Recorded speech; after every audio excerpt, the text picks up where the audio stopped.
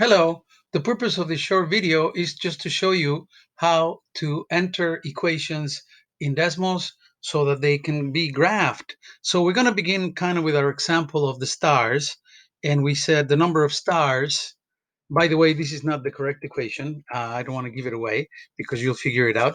But let's imagine our equation was something like 3 times n plus 2. So I can just type using the keyboard 3n plus 2, and automatically Desmos does this very nice graph for me that connects the points, the n, which would be the x-axis, with the s, the number of stars. If I wanted to make these be reflective, I can come here in the settings and I can change the label for the x-axis, for example, to n, which will be the term number, and on the y-axis to s, which is the number of stars, for example. And now you see that there's the n and there's the s on the labels, and that's pretty well it. Now, if I move my cursor over this line, it shows me the points at any time on these line. Very nice. So that's one of the an easy way for us to graph straight lines into Desmos.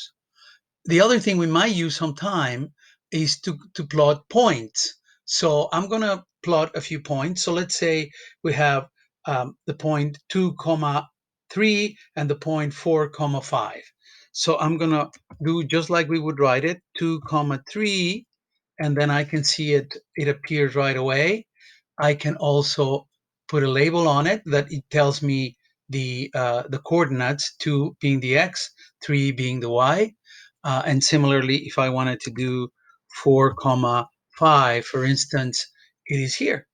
And I can put the label, or I can label this something else. Like if I wanted to make this point P, for instance, I can do that as well. I can change this label. So we can enter equations, we can plot points, and the last thing we can do very nicely is to do table of values. So let's say here we go to add item and then table.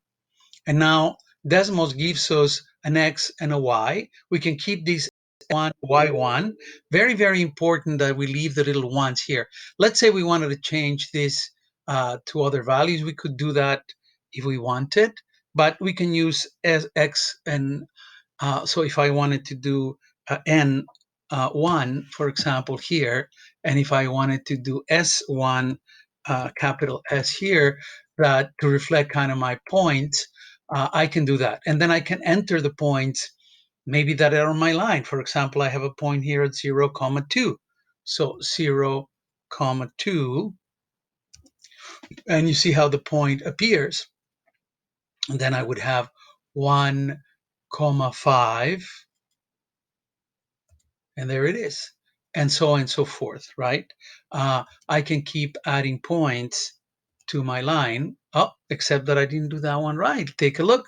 2, 7 is not on that line.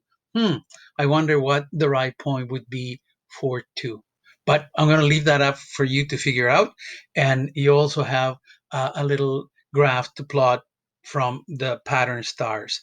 And I hope you have fun.